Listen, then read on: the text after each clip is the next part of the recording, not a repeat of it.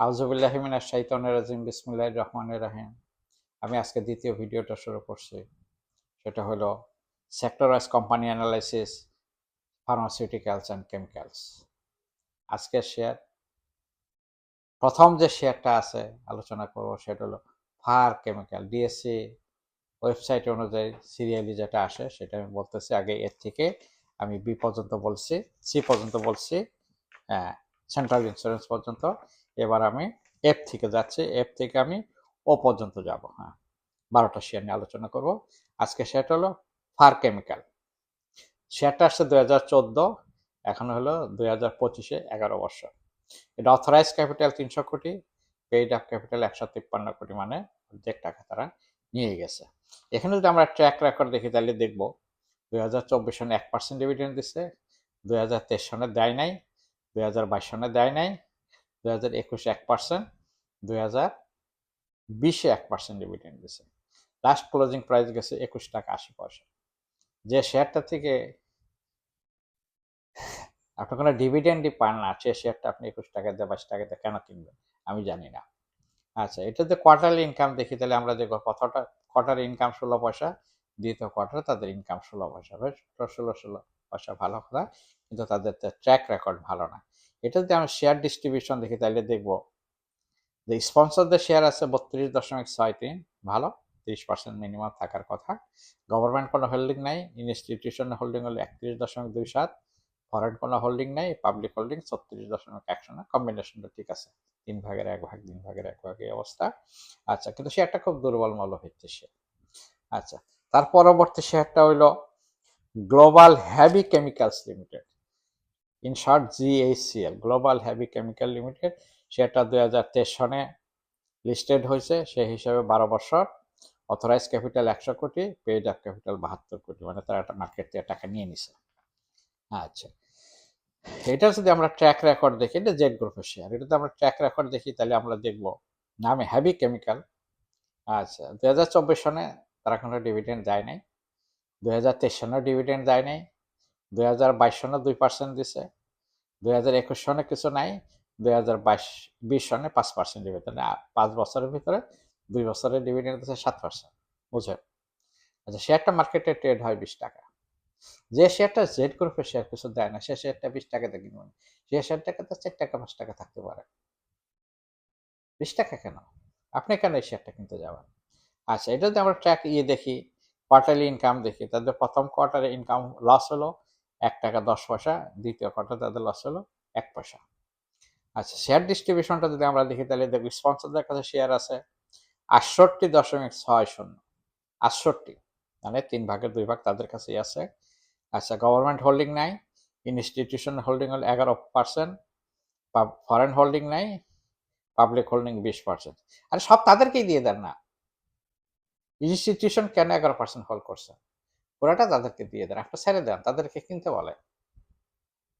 আপনার তো ইনস্টিটিউশন তো আপনার নিজের টাকা ইউজ করেন না, আপনার জনগণের টাকা ইউজ করেন, আপনার টাকার জবাবদিহিতা থাকতে হবে। জবাবদিহিতার কারণে আপনি কেন শেয়ারটা কিনছেন, কি বলবেন? আচ্ছা, তার পরবর্তী শেয়ারটা হলো ইবনে সিনা। শেয়ারটা লিস্টিং হয়েছে 1989 সনে, সেই হিসেবে 2025 পর্যন্ত 36 বছর, দীর্ঘ সময় রাস্তা পার হয়েছে। তাদের ট্র্যাক রেকর্ডও ভালো, যদিও বাজার একটা দুর্নাম আছে, জামাত ইসলামের শেয়ার, ইসলামিক দলের শেয়ার, হ্যান ত্যান নির্দেশিত। বাবা, ওইটা মাথার থেকে ঝাইরে ফেলেন। একটা কোম্পানি, সে মার্কেটে আসছে, তার প্রোডাক্ট আইটেম কি, মার্কেটে চলে কতটুক, সে জনগণকে দেয় কি, সেটা সেলেবল কিনে, এগুলো আপনি দেখেন। যদি সব দিকে ভালো থাকে তো এটা ছেড়ে দেন মাথার থেকে, তার তো এই দেশে মানুষ নাকি। আচ্ছা, এটা পেইড অথরাইজ ক্যাপিটাল হলো মাত্র 50 কোটি, খুব ছোট, খুব ছোট। বেশি ছোট শেয়ারে আপনারা যাবেন না, ছোট শেয়ারে আর্টিফিশিয়াল দাম থাকে, যা আপনি দেখছেন এমবি ফার্মাতে মাত্র 2,40,00,000, শেয়ারের দাম 745, ডিভিডেন্ড দেয় 10%, তাই না? কেন যাবেন? কেন এটা হয়েছে? শেয়ারটা ছোট শেয়ার, মালিক পক্ষ 77% হোল্ড করার কারণে তারা শেয়ারটার দাম পড়তে দেয় না। আচ্ছা, আচ্ছা, শেয়ারটার ট্র্যাক রেকর্ড খুবই ভালো। 2024 সনে তারা 63% ক্যাশ ডিভিডেন্ড দিছে, 2023-এ দিছে 60%, 2022-এ 60%, 2021-এ 47%, এবং 2020-এ 38.5%। তাহলে 38.5, 47, 60, 63 ইনক্রিজ হচ্ছে, তাতে তাদের ব্যবসা হচ্ছে। আচ্ছা, এটা লাস্ট ট্রেডিং হয়েছে 292 টাকা। আচ্ছা, এটা যদি আমরা ইনকাম দেখি তাহলে প্রথম কোয়ার্টারে লাভ করছে 2 টাকা 72 পয়সা, দ্বিতীয় কোয়ার্টারে লাভ করছে 6 টাকা 75 পয়সা। 2 টাকা 72 আর 6 টাকা মানে 8 টাকা, 9.5 টাকা লাভ করছে হাফ ইয়ারলি। তাহলে ইয়ারলি লাভ করে 18-20 টাকা। তার ডিভিডেন্ড দিলে হয়তো আরো বাড়িয়ে দিতে পারে। আচ্ছা, সেটা কোম্পানির ইচ্ছা, দিলে দিতে পারে। 63% ডিভিডেন্ড খারাপ না, খুবই ভালো ডিভিডেন্ড মার্কেটে। আমি মনে করি যে ফার্মাসিউটিক্যাল কোম্পানির যে শেয়ার আছে, স্কয়ার ফার্মা 110% ডিভিডেন্ড দেয়। পরবর্তীতেই মনে হয় ইবনে সিনা 63-60% ডিভিডেন্ড দিচ্ছে। আচ্ছা, এটাতে আমরা শেয়ার অ্যালোকেশনটা দেখি তাহলে আমরা দেখতে পারবো কোম্পানির কাছে আছে 44.68%, গভর্নমেন্ট হোল্ডিং নাই, ইনস্টিটিউশন আছে 21.40।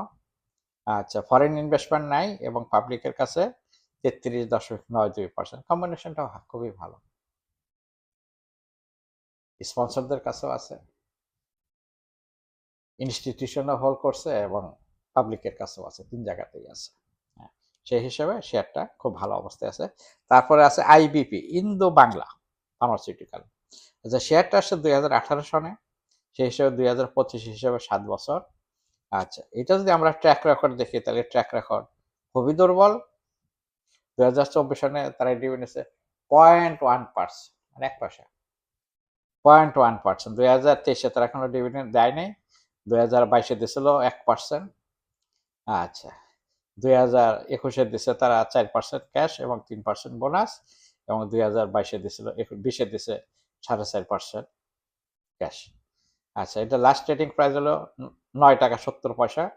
এটা যদি আমরা কোয়ার্টারলি ইনকাম দেখি তাহলে দেখবো 2 কোয়ার্টারে তারা লস করে। প্রথম কোয়ার্টারে লস করছে 3 পয়সা, দ্বিতীয় কোয়ার্টারে লস করছে তারা 5 পয়সা। এটা লজিং কনসার্ন শেয়ার আপনাকে কি দিবে? কিছু দিবে মনে করি না, সম্ভাবনা। আচ্ছা, এটা যদি আমরা শেয়ার হোল্ডিংটা দেখি তাহলে দেখবো স্পন্সরদের কাছে শেয়ার আছে 24.43, যেটা 30 থাকার কথা ছিল, সেটা 24.43। কেন আসলো সেটা একমাত্র জবাব দিতেই আনতে পারে সিকিউরিটি অ্যান্ড এক্সচেঞ্জ কমিশন। আমি পারবো না। তাদেরকে আইনের আওতায় আনে, কারা তাদেরকে পারমিশন দিচ্ছে শেয়ার বিক্রি করার জন্য, তাদেরকে ধরেন। আশা করব তারা যদি একবার শাস্তি পায়, শিক্ষা পায়, তো ভবিষ্যতে আর কেউ করতে সাহস পাবে না। আপনারা এটা আইনের আওতায় আনেন। আচ্ছা, তারপরে কি আছে? গভর্নমেন্ট কোনো হোল্ডিং নাই, ইনস্টিটিউশন হোল্ডিং 17.65, ফরেন কোনো ইনভেস্টমেন্ট নাই, পাবলিক হোল্ডিং হলো 57.92। আপনারা হলো 3 ভাগের 2 ভাগ শেয়ার হোল্ড করতেছেন, জনগণ পাবলিক। আপনারা তো ম্যানেজমেন্টে নাই। যাদের শেয়ার কম তারা কেন ম্যানেজমেন্টে থাকে? তাদেরকে ঘাটটা ধরে এখান থেকে বের করে দেন, এজিএমে যান, হিসাব নেন, তাদেরকে ঘাটটা ধরে ওখান থেকে বের করে দেন। আপনারা ম্যানেজমেন্টে আসেন, সুবিধা হবে, কোম্পানি বেনিফিটেড হবে, শেয়ার হোল্ডার বেনিফিটেড হবে। আচ্ছা, পরবর্তী শেয়ারটা হলো জেএমআই হসপিটাল। জেএমআই হসপিটাল 2022 সনে লিস্টেড হয়েছে। অথরাইজ ক্যাপিটাল 300 কোটি, পেইড আপ ক্যাপিটাল 125 কোটি। এটা যদি আমরা ট্র্যাক রেকর্ড দেখবো তাইলে দেখবো যে এটা 2024 সনে 10% ডিভিডেন্ড দিছে, 2023 সনে 5% ডিভিডেন্ড দিছে, 2022 সনে 12.5% ডিভিডেন্ড দিছে। 21 বিষয় দরকার নেই, যেহেতু ততক্ষণে এই শেয়ারটা লিস্টেড হয় না। আচ্ছা, এটা লাস্ট ট্রেডিং প্রাইস গেছে 48 টাকা 60 পয়সা। এর যদি আমরা কোয়ার্টারলি ইনকাম দেখি তাহলে প্রথম কোয়ার্টার ইনকাম করছে 55 পয়সা, দ্বিতীয় কোয়ার্টার ইনকাম করছে 51 পয়সা। তাহলে 1 টাকা 6 পয়সা ইনকাম করছে 6 মাসে। পরবর্তীতে 1 টাকা ইনকাম করলে আপনাকে কি দিবে? আচ্ছা, এটা যদি আমরা শেয়ার হোল্ডিংটা দেখি তাহলে দেখবো যে কোম্পানির কাছে হোল্ডিং আছে 32%, গভর্নমেন্ট নাই, ইনস্টিটিউশন হোল্ড করছে 43%, 43.82%, মানে তারা মেজরিটি চলে গেছে। আচ্ছা, ফরেন কোনো ইনভেস্টমেন্ট নাই এবং পাবলিক ইনভেস্টমেন্ট 23.88। তারপরে শেয়ারটা হলো একই গ্রুপের জেএমআই সিরিঞ্জ। জেএমআই সিরিঞ্জ 2013 সনে আসছে, সে হিসেবে 12 বছর অতিক্রম করে ফেলছে। আচ্ছা, এই যে অথরাইজ ক্যাপিটাল হলো 100 কোটি, পেইড আপ ক্যাপিটাল 30 কোটি, পেইড আপ ক্যাপিটাল খুবই কম। আচ্ছা, এটা যদি আমরা ট্র্যাক রেকর্ড দেখি তাহলে দেখব 2024 সনে তারা 10% ক্যাশ ডিভিডেন্ড দিছে, 2023-এ 10% দিছে। আচ্ছা, 2022-এ তারা 36% ডিভিডেন্ড দিছে, 2021-এ 30%, 2020-এ 30%। ট্র্যাক রেকর্ড 2022, 21, 20-এ খুবই ভালো ছিল, পরবর্তী শেয়ারটা 10% চলে আসছে, কিন্তু সেই হিসাবে দামটা অনেক বেশি। দামটা কত? লাস্টের প্রাইস 139 টাকা। 139 টাকা দিয়ে যদি আপনাকে 1 টাকা ডিভিডেন্ড পান, এটা কোনো আনুপাতিক হারে আসে না। তাহলে এই শেয়ার থেকে বের হয়ে এসে আপনি অন্য শেয়ারে আসেন, তাতে আপনি দেখবেন আরো কম পয়সায় বেশি ডিভিডেন্ড পাবেন। আচ্ছা, একটা শেয়ার যদি ভালো ডিভিডেন্ড দেয়, বছরে কোনো এক সময় সে শেয়ারটার দাম অটোমেটিক্যালি বাড়তে বাধ্য। যার জন্য আমি বলবো আপনি এখান থেকে চলে আসেন, এই কম টাকা দিয়ে আরো ভালো শেয়ার, বেশি শেয়ার আপনি কিনতে পারবেন, যা আমি আগের ভিডিওতে বলেছি। হ্যাঁ, আপনি 70-72 টাকা বিনিয়োগ করে এটা পাবেন, 3.5 টাকা পান। ম্যাক্সিমাম করতে 90 টাকা বিনিয়োগ করে 4 টাকা পান। কেন 139 টাকা বিনিয়োগ করে আপনি 1 টাকা নেবেন? দরকার আছে বলে আমি মনে করি না। সরলরৈখিক। আচ্ছা, এটা যদি আমরা কোয়ার্টারলি ইনকাম দেখি তাহলে দেখবো প্রথম কোয়ার্টার ইনকাম করছে 73 পয়সা, দ্বিতীয় কোয়ার্টার ইনকাম করছে 98 পয়সা। কোয়ার্টার ইনকাম একটু গ্রোথ হয়েছে, 73 পয়সা আর 98 পয়সা, মানে 1 টাকা 75 পয়সা ধরে নিয়ে 3.5 টাকা 4 টাকা করলেও আপনাকে 2 টাকার বেশি দিতে পারবে বলে আমি মনে করি না। আচ্ছা, এই শেয়ারটা ডিস্ট্রিবিউশনটা কি হয়েছে? কোম্পানির কাছে শেয়ার হোল্ডিং আছে 79.64, মানে 80% শেয়ার তারা হোল্ড করতেছে, যার জন্য শেয়ারের দামটা ওখানে আছে। কোম্পানি যখন শেয়ারে হোল্ড করে, তাহলে শেয়ারের দামটা আর্টিফিশিয়ালি বাড়ানো থাকে। তাহলে এখানে কোনো বায়ার থাকে না, কোনো বায়ার থাকলে তাদেরকে বেশি দামে শেয়ারটা কিনতে হয়। যেখানে দেখবেন কম্বিনেশনটা 30-30-30 এরকম আছে, সেসব শেয়ারে কোম্পানি হোল্ড করতেছে, ইনস্টিটিউশন হোল্ড করতেছে, পাবলিকও হোল্ড করতেছে। তাইলে ইচ্ছা করলে কোম্পানি শেয়ার আর্টিফিশিয়াল দামটা বাড়াইতে পারে না, এটা দেখবেন আপনারা। আচ্ছা, এখানে কি আছে তাহলে? শেয়ারটার অবস্থা অত ভালো না। হ্যাঁ, তার জন্য আপনারা বিবেচনায় নেবেন। তার পরবর্তী শেয়ারটা হলো কেয়া কসমেটিক। আপনার টিভিতে সবসময় দেখেন মিস্টার হানিফ সংকেত করে, ইত্যাদি অনুষ্ঠান করে, তাদের সমস্ত জিনিস, গিফট আইটেম, হ্যান ত্যান, এদিক সেদিক সব কেয়া কসমেটিক দেয়। কোম্পানির অবস্থাটা কি? হানিফ সংকেত অনুষ্ঠান ভালো, বাংলাদেশে বিনোদনমূলক, শিক্ষণীয় একমাত্র একটা অনুষ্ঠান ইত্যাদি, কিন্তু তাদের সবকিছু খরচ আসে কেয়ার থেকে। কিন্তু কেয়ার ভিতরে আছেটা কি আবার একটু দেখবো এখন। হ্যাঁ, কেয়া কোম্পানিটা 2001 সনে আসছে, আর এখন 2025, 24 বছর। আচ্ছা, তারা অথরাইজ ক্যাপিটাল 1500 কোটি, পেইড আপ ক্যাপিটাল 1102 কোটি, তাহলে 1500 কোটির মধ্যে তারা জনগণ থেকে 1102 কোটি টাকা নিয়ে গেছে। আচ্ছা, এটা যদি আমরা ট্র্যাক রেকর্ডটা তাহলে আপনি দেখবো, শেয়ারটা জেড গ্রুপের 2024 সনে কোনো ডিভিডেন্ড দেয় নাই, 2023-এ দেয় নাই, 22-এ দেয় নাই, 21-এ দেয় নাই, 20-এ 1% ডিভিডেন্ড দিয়েছে। আচ্ছা, শেয়ারটা যদি আমি ইনকাম দেখি তাহলে দেখবো প্রথম কোয়ার্টারে তাদের ইনকাম নাই, দ্বিতীয় কোয়ার্টারে তাদের ইনকাম, আসলে কোম্পানিটা চালু আছে কিনা সেটাও দেখার ব্যাপার। আচ্ছা, 10 টাকা শেয়ারটা বিক্রি হয় 4 টাকা 40 পয়সায়, মাঝে মাঝে 5 টাকা 6 টাকা ওঠে, গ্যাবলিং হয়।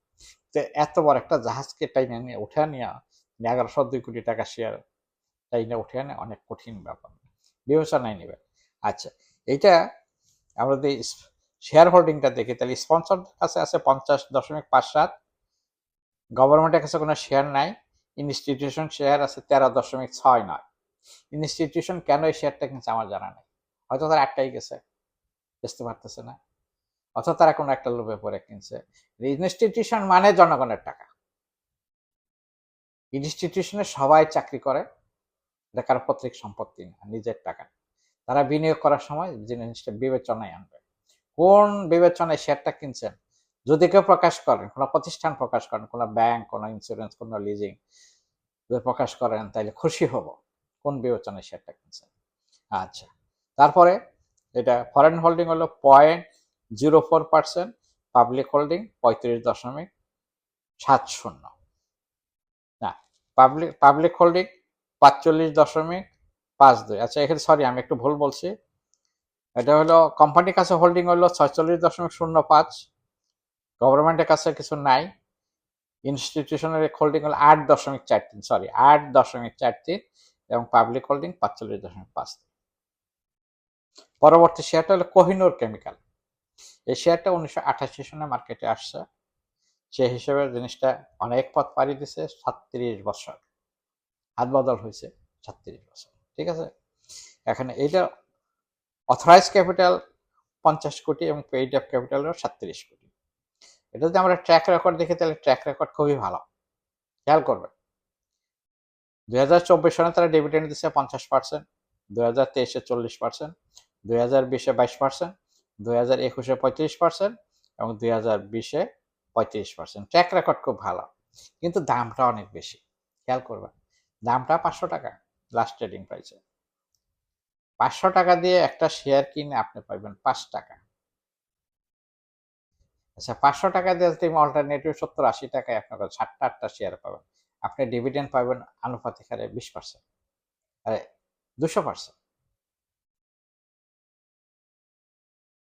তাহলে আপনি কেন কোহিনুর কেমিক্যালটা কিনবেন?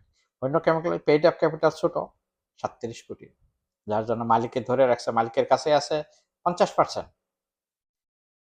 আচ্ছা, 50.57, গভর্নমেন্টের কাছে কিছু নাই, ইনস্টিটিউশন হোল্ড করে 13.69, ফরেন ইনভেস্টমেন্ট আছে 0.04, এবং পাবলিক হোল্ডিং আছে 35.70। এটা কোয়ার্টারলি ইনকাম, প্রথম কোয়ার্টার ইনকাম করছে 3 টাকা 71 পয়সা, ভালো ইনকাম। দ্বিতীয় কোয়ার্টার ইনকাম করছে 3 টাকা 85 পয়সা, ইনকাম খুব ভালো। তো সেই হিসেবে শেয়ারের দামটা অনেক বেশি। আপনি 5 টাকা ডিভিডেন্ড পাইতে গেলে আপনি যদি 70 টাকা করে 2টা শেয়ার কিনেন, তাহলে আপনি 5 টাকার বেশি পাবেন। 140 টাকা যদি আপনি বিনিয়োগ করেন, তাহলে আপনার 6 টাকা 6.5 টাকা ডিভিডেন্ড পাইতে পারেন। আচ্ছা, যদি আপনি বেক্সিমকোতে 90 টাকা বিনিয়োগ করেন, তাহলে আপনার 4 টাকা পাবেন। কেন আপনার 500 টাকা বিনিয়োগ করে 5 টাকা নেবেন? আমি বোধগম্য না। যার জন্য আপনার শেয়ার কেনার আগে বিবেচনায় আনবেন, ডিভিডেন্ড বোনাসটা বিবেচনায় আনবেন। শেয়ারের দাম এমনিই বাড়বে, শেয়ারের দাম এমনিই বাড়বে, বাড়তে বাধ্য।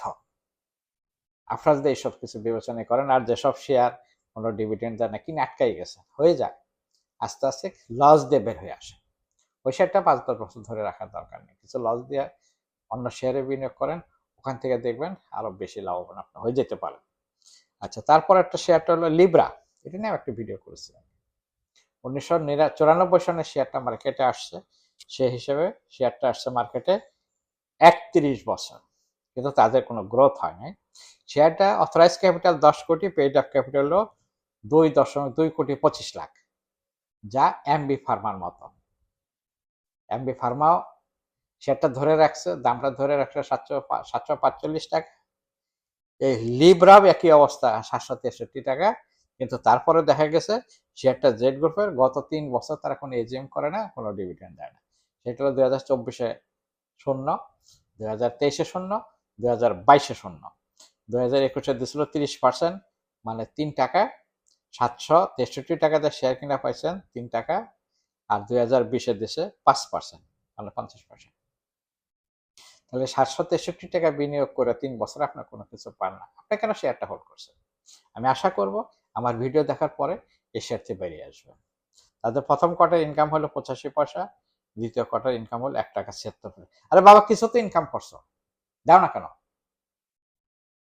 দিয়ে দাও, জনগণ তো টাকা বিনিয়োগ করছে নাকি, দিয়ে দাও। আচ্ছা, এটা যদি আমরা শেয়ার ডিস্ট্রিবিউশনটা দেখি, চাইলে দেখবো কোম্পানির কাছে শেয়ার আছে 34.42, ভালো। গভর্নমেন্টের কোনো হোল্ডিং নাই, এখানে ইনস্টিটিউশন হোল্ডিং 4.24, খুবই নগণ্য। আমি খুশি, তোমাদের যা আছে এটার থেকে তোমরা বাইরে আসো, ইনস্টিটিউশন তোমরা বের হয়ে আসো। হ্যাঁ, ফরেন কোনো ইনভেস্টমেন্ট নাই, পাবলিক হোল্ডিং 61.34। আমি বলবো ইনস্টিটিউশন আপনারা যে যাই কিনে থাকে আস্তে আস্তে বের হয়ে আসে, লস দিয়ে হলে বের হয়ে আসে। আচ্ছা, পরবর্তী শেয়ারটা হলো মারিকো। 2009 সনে আসছে, সেই হিসেবে শেয়ারটা আসছে 16 বছর। তাদের ট্র্যাক রেকর্ড খুব ভালো, দামটাও অনেক বেশি।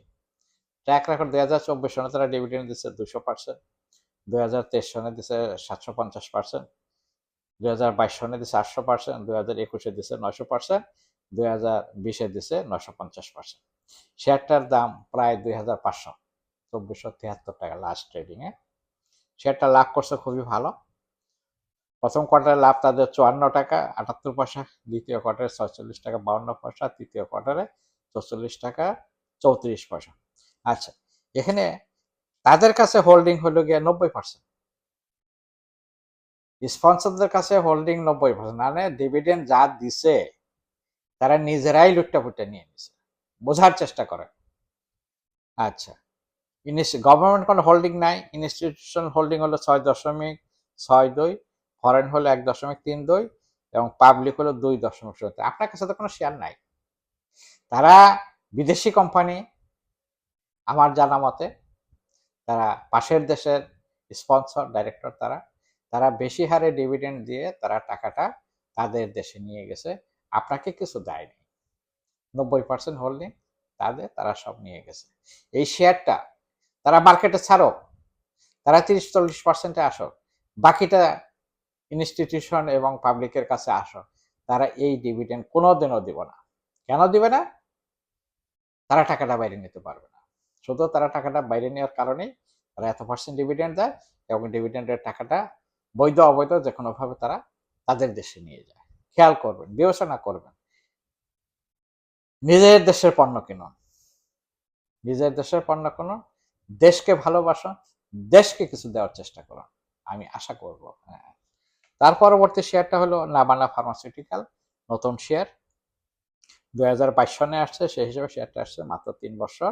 তাদের ট্র্যাক রেকর্ডও খুব ভালো, শেয়ারটাও ছোট, 200 কোটি হলো অথরাইজ ক্যাপিটাল, 107 কোটি হলো পেইড আপ। একটা ফার্মাসিউটিক্যাল কোম্পানির জন্য 107 কোটি টাকা বেশি টাকা না, খুবই কম টাকা। হ্যাঁ, খুবই কম টাকা। আচ্ছা, এটা যদি আমরা ট্র্যাক রেকর্ড দেখি তাহলে দেখবো 2024-এ তারা 14% ডিভিডেন্ড দিছে, 2023-এ 13% ডিভিডেন্ড দিছে, 2022-এ তারা 11% ডিভিডেন্ড দিছে, 20-21 তাদের খবর নেই, কারণ তখন তারা লিস্টেড হয়নি। আচ্ছা, এটা সর্বশেষ ট্রেডিং প্রাইস 50 টাকা 80 পয়সা। 50 টাকা দিয়ে শেয়ার কিনা যদি আপনি 1.5 টাকা পান, খুব খারাপ না, পারলে 5-10 টাকা বাইরেও যেতে পারে। তাদের লাভ প্রথম কোয়ার্টার 1 টাকা 25 পয়সা, দ্বিতীয় কোয়ার্টার 1 টাকা, এটা একটু বেশি হওয়া উচিত ছিল। আমরা যদি এটা অ্যালোকেশনটা দেখি তাহলে আমরা দেখব স্পন্সরদের কাছে শেয়ার আছে 31.6, ভালো কম্বিনেশন। আচ্ছা, গভর্নমেন্টের কাছে 8% নাই, ইনস্টিটিউশন 8.2, কারণ এটা ইনস্টিটিউশন এখন ইনভলভ হয় নাই, আস্তে আস্তে হয়তো হবে, তাদের ট্র্যাক রেকর্ড ভালো। আচ্ছা, এখানে দেখা যায় ফরেন ইনভেস্টমেন্ট আছে 19.6, খুব ভালো, খুব ভালো। টোটাল পরে সবগুলা কোম্পানির মধ্যে মারিকোতে আছে 1.32 এবং এটাতে আছে 19.64। পাবলিক হোল্ডিং হলো 40.646, তার জন্য শেয়ারটা ভবিষ্যৎ ভালো হইতে পারে। আচ্ছা, সর্বশেষ যেটা আলোচনার বিষয় সেটা হলো অরিয়ন ইনফিউশন। আজকের আলোচনা এটা শেষ। আচ্ছা, অরিয়ন ইনফিউশন শেয়ারটা আসছে 1994 সালে, সেই হিসাবে তারা 31 বছর পার করে দিয়েছে। আচ্ছা, এটা অথরাইজ ক্যাপিটাল 100 কোটি, পেইড আপ ক্যাপিটাল 20 কোটি 36 লাখ। একটা ইনফিউশন কোম্পানির জন্য 20 কোটি টাকা বেশি টাকা না, খুব ছোট টাকা, খুব ছোট। আচ্ছা, পেইড আপ ক্যাপিটাল কম থাকার কারণে শেয়ারটা আর্টিফিশিয়াল দাম আছে মার্কেটে। আচ্ছা, এটা যদি আমরা ট্র্যাক রেকর্ড দেখি তাহলে দেখবো খুবই খারাপ। 2024 সনে দিচ্ছে তারা 12% ডিভিডেন্ড, মানে 1 টাকা 20 পয়সা। 2023 সনে দিচ্ছে 10% ডিভিডেন্ড, 2022 সনে দিচ্ছে 20% ডিভিডেন্ড, 2021-এ 10%, 2020-এ 10%। শেয়ারটা মার্কেট দর কত? 390 টাকা, 380 টাকা, মানে কাছাকাছি 400 টাকা। আচ্ছা, 380 টাকা বিনিয়োগ করে যদি আপনি 1 টাকা 20 পয়সা পান বা 1 টাকা পান, তাহলে আপনার রিটার্নটা কত হইল? কোনো রিটার্ন হয় না। গ্যামলিং হতে পারে ভবিষ্যতে, যা আপনার এইটা জিনিস বিবেচনা করুন। ট্র্যাক রেকর্ড দেখবেন কোম্পানি, শেয়ার কেনার আগে খালি গ্যামলিং দেখবেন না, ট্র্যাক রেকর্ড দেখবেন, কোম্পানি হোল্ডিংটা দেখবেন, তাদের প্রোডাক্টটা দেখবেন, সবকিছু দেখার পরে তাদের কোয়ার্টারলি ইনকাম দেখবেন। তাদের প্রথম কোয়ার্টার ইনকাম হয়েছে 54 পয়সা, দ্বিতীয় কোয়ার্টার ইনকাম হয়েছে 49 পয়সা, মানে 2 কোয়ার্টারে মিলা তাদের ইনকাম হয়েছে 1 টাকা। আর বাকি 2 কোয়ার্টার যদি 1 টাকা হয়, তাহলে টোটাল যদি 2 টাকা ইনকাম হয়, আপনাকে কি দিবে? ওই 1 টাকা বেশি তো আপনাকে দিতে পারবে না। তাহলে 380, 90, 400 টাকা দিয়ে একটা শেয়ার কিনে যদি আপনি 1 টাকা পান, তাহলে কোনো অনুপাতে পড়ে কিনা? আপনি সেই শেয়ারটা কেন কিনবেন আমাকে বলেন তো? 70-80 টাকা দিয়ে বিনিয়োগ করলে, 50 টাকা দিয়ে বিনিয়োগ করলে যদি আপনি ৳1.40 পান, 70 টাকা 72 টাকা বিনিয়োগ করে যদি আপনি ৳3.50 পান, 90 টাকা বিনিয়োগ করে যদি আপনি ৳4 পান, আপনি সেখানে যাবেন? না 380-400 টাকা বিনিয়োগ করে আপনি ৳1 তে যাবেন? কোনটা যাবেন? সিদ্ধান্ত আপনার। আমি মনে করব আপনি বিবেচনা করেন, সিদ্ধান্ত নেন, অঙ্ক করেন। ঐকিক নিয়মে অঙ্ক করে দেখেন যে আমি ৭২ টাকায় ৳৩.৫ পাইলাম, ৯০ টাকায় ৳4 পাইলাম, ৪০০ টাকায় ৳১.২০ পাইলাম। তো কোনটা আপনার জন্য ভালো হবে? আপনি সিদ্ধান্ত নিন। ধরুন আমি আশা করব শেয়ার কেনার আগে ক্যালকুলেশন করেন, অঙ্ক করেন, দেখেন, পড়েন, তারপরে আসেন। তারপরে এত কিছু করে শেয়ার কিনলে মার্কেটে মিছিল মিটিং করতে হবে না। সিকিউরিটি এক্সচেঞ্জ কমিশনের কমিশনার বা চেয়ারম্যানের পদত্যাগ চাইতে হবে না। মার্কেট এমনি এমনি ভালো হইতে বাধ্য। আপনি বিনিয়োগ করেন, আপনারা ছেড়ে দিয়ে আসেন। ভালো করেন। আশা করব আলোচনাটা ভালো লাগছে। যদি ভালো লাগে মনে করেন সাবস্ক্রাইব করবেন। ভবিষ্যতে আরো ভিডিও করব আশা করতেছি। আচ্ছা। বন্ধুমহলে এটা শেয়ার করবেন। যারা শেয়ারে বিনিয়োগ করছে বা করবে বলে চিন্তা ভাবনা করতেছে। আজকের মতো এখানেই রাখি। আল্লাহ হাফেজ। আসসালামু আলাইকুম।